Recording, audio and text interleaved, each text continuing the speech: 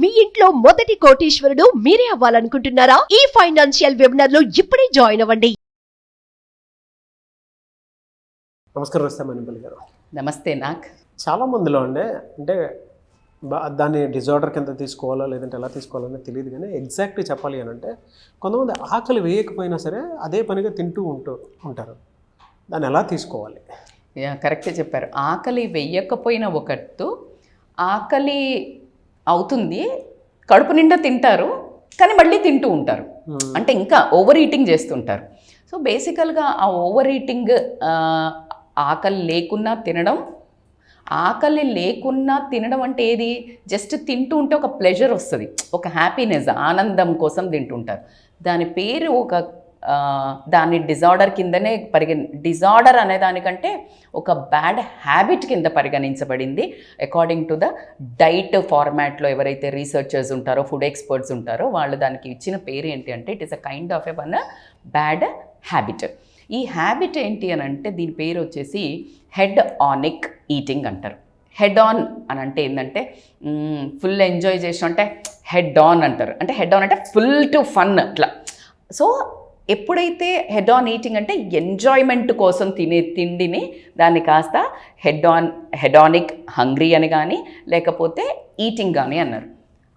Hungry అంటే ఏంటి అంటే బేసికల్గా ఆకలి ఎలా తెలుస్తుంది మనకి అంటే, ఫర్ ఎగ్జాంపుల్ మన బాడీలో ఏదైనా తిన్నా ఏమైనా తాగినా ఆ రెండు ఇచ్చే క్యాలరీస్ తోటి మన బాడీలో మన శరీరము నడుస్తుంది. ఎనర్జీ కావాలి, ఫ్యూయల్ కావాలి.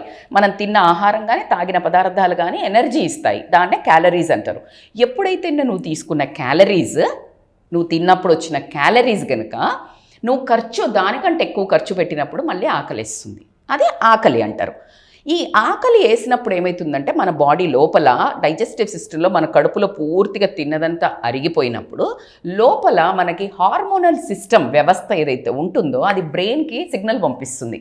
ఒరే భయ్ నాకు ఆకలి వేస్తుంది, నా దగ్గర ఫ్యూయల్ అయిపోయిందిరా, సిగ్నల్ చూపిస్తుంది చూడండి మన కార్లో ఫ్యూయల్ అయిపోయింది, ఫ్యూయల్. అట్లా మనకు కూడా ఒక సిగ్నల్ వెళ్తుంది బ్రెయిన్కి. వెళ్ళినప్పుడు మనము ఫుడ్ను తీసుకోవడం జరుగుతుంది. ఇది బేసిక్గా ఒక సిస్టమ్. కానీ కడుపు నిండిన తర్వాత కూడా ఇంకా టేస్టీ ఉందని చాలామంది చెప్తుంటారు. అసలు పొట్టలో ప్లేస్ లేదు కానీ రుచుందిరా బాబు తినాలనిపిస్తుంది అంటే ఇక్కడ దాకా వచ్చేస్తుంది. బిర్యానీ ఉందనుకోండి మనకి అయిపోద్ది, కొంచెం నిజంగా చెప్పాలంటే ఒక చిన్న ఇంతనే సరిపోద్ది మంచిగా నెమ్మదిగా తింటే గనక. కానీ మనం ఏం చేస్తాం, హడావిడిగా ఇంకా రుచి బాగుంది అనుకుంటా తినేస్తాం. సో అది ఏంటంటే ఆ ఓవర్ ఈటింగ్ ఎప్పుడు జరుగుతుంది అని అంటే ఓన్లీ నీకు ఆనందం ఇవ్వడం కోసం చేసే ఫుడ్ ఈటింగ్నే హెడానిక్ అంటారు. అయితే మరి అన్ని సమయాలలో ఆనందం కోసం అంటే no, that is called as a stress eating కూడా అంటారు.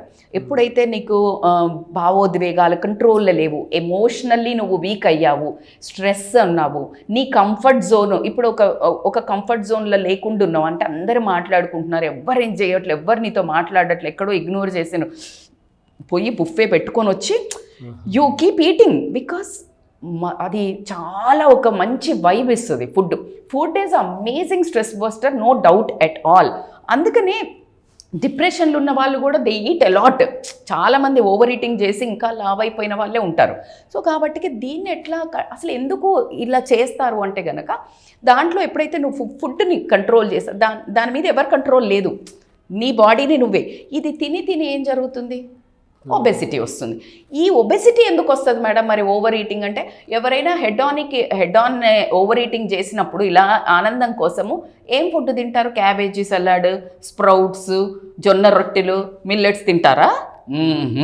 Chips, burgers, pizzas, biryanis, cool drinks ఇవే తింటారు. ఎవరైతే ఈ ఓవర్ ఈటింగ్ ఎక్స్ట్రా చేసిన వాళ్ళు ఏదైతే ఉంటారో it is not at all a normal food. ఇంట్లో ఉన్న ఫుడ్, క్యాబేజీ కూరనో, బెండకాయ కూరనో, బీరకాయ కూరనో, ఇంట్లో వండిన క్యాబేజీ, స్ప్రౌట్స్ ఇప్పుడు హెల్తీవి చచ్చిన ఓవర్ ఈటింగ్ చెయ్యరు.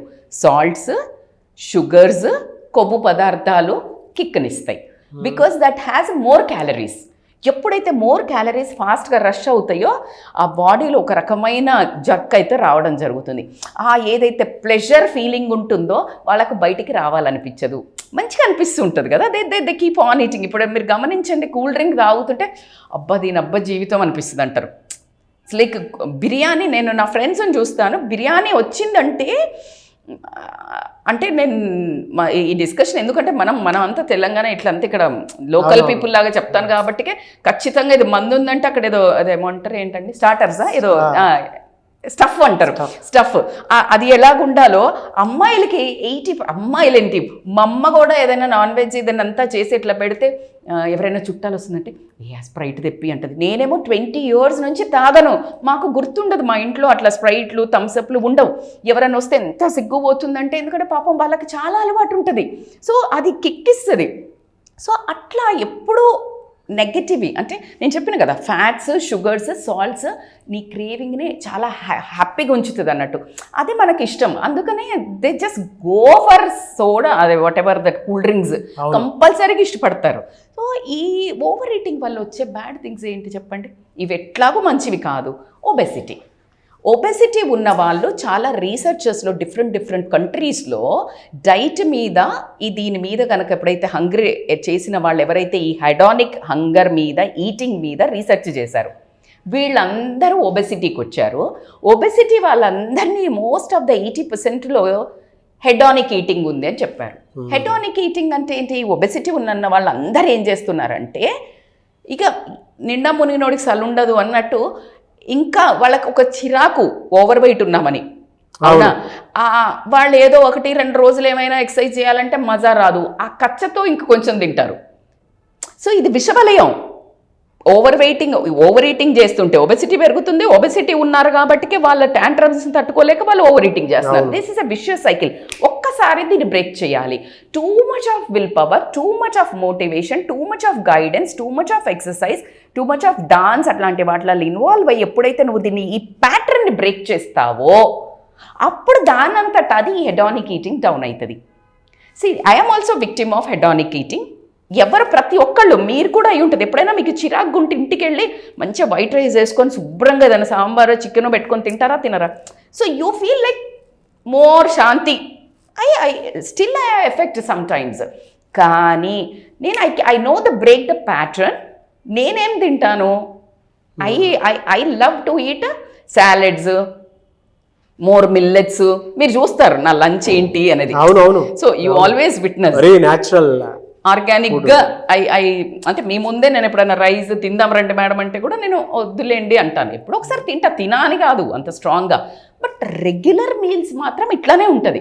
సో కాబట్టి ఏంటి అంటే నువ్వు ఆ బ్రేక్ చేయాలి ప్యాటర్న్. ఎప్పుడైతే నువ్వు బ్రేక్ చేస్తావో, ఆ ప్యాటర్న్ బ్రేక్ అయింది అంటే కనుక అప్పుడు నీ హెడానిక్ ఈటింగ్ ఏదైతే ఉందో ఖచ్చితంగా వాళ్ళే సరిదిద్దుకొని స్లోగా they will get in to the nutritious eating.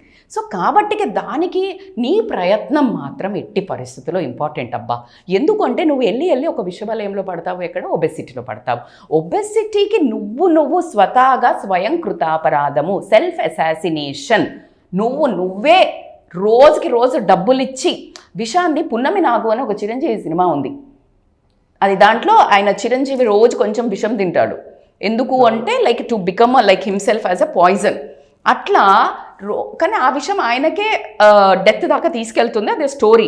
Why I'm comparing this, sorry to say this, మీ ఇంట్లో స్వహస్తాలతో భార్య కానివ్వండి, భర్త కానివ్వండి, తల్లి కానివ్వండి, తండ్రి కానివ్వండి, పిల్లలకు మీరు రోజుకు కొంచెము ఇట్లాంటిదంతా వాటిల్లో ట్రాప్లో పడి ఆ తిని 10, 15, 20 ఏళ్ళు మీ కష్టార్జితాన్ని మీరు సుఖపడదాం రేపు 20 ఏళ్ల తర్వాత అని ఒక చిన్న కలలుగా అన్నదాన్ని హాస్పిటళ్ళ చుట్టూ మంచిగా షికార్లకు వెళ్ళాల్సిన ఏజ్లో, కూర్చొని సినిమాలు చూస్తూ చక్కగా దైవచింతన చేయాల్సిన ఏజ్లో హాస్పిటళ్ళ చుట్టూ మందులు వేసుకుంటూ ఇది ఎంతమందికి ఇష్టమో అవసరమో అని మాత్రం అడుగుతున్నా నేను.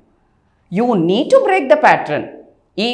ఈ ఫుడ్తో ఉన్న అనుబంధం ఏదైతే చెడు ఫుడ్తో, చెడు స్నేహాలను విడగొట్టుకొని మంచి దారిలో రావడం ఎంత ఇంపార్టెంట్లో, జీవితము నువ్వు పైకి వెళ్ళాలి, సక్సెస్ అవ్వాలి అంటే చెడు ఫుడ్ నుంచి బ్రేక్ చేస్తా హెడానిక్ ఈటింగ్ ఇట్లాంటి ఏదైతే ట్రాప్ ఉంటుందో అందులో నుంచి నీకు నువ్వే స్మూత్గా స్మార్ట్గా బయటకు వచ్చేసి గుడ్ న్యూట్రిషన్ వైపు, హెల్దీ ఫుడ్ వైపు వెళ్ళినట్టయితే లాంగ్ లైఫ్ నువ్వు 100 ఏళ్ళు బ్రతకడానికి నేను ఎప్పుడూ చెప్పను, ఎవరికి ఎంత రాత ఉంటే అన్ని రోజులు బతుకుతారు.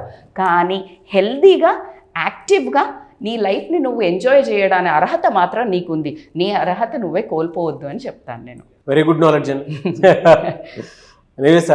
Thank you so much Rista Mainapalli గారు. Thank you so much. నాకు సుమన్ టీవీలో మీ పర్సనల్ అండ్ బిజినెస్ ప్రమోషన్స్ కోసం కింది నెంబర్కి కాంటాక్ట్ చేయండి.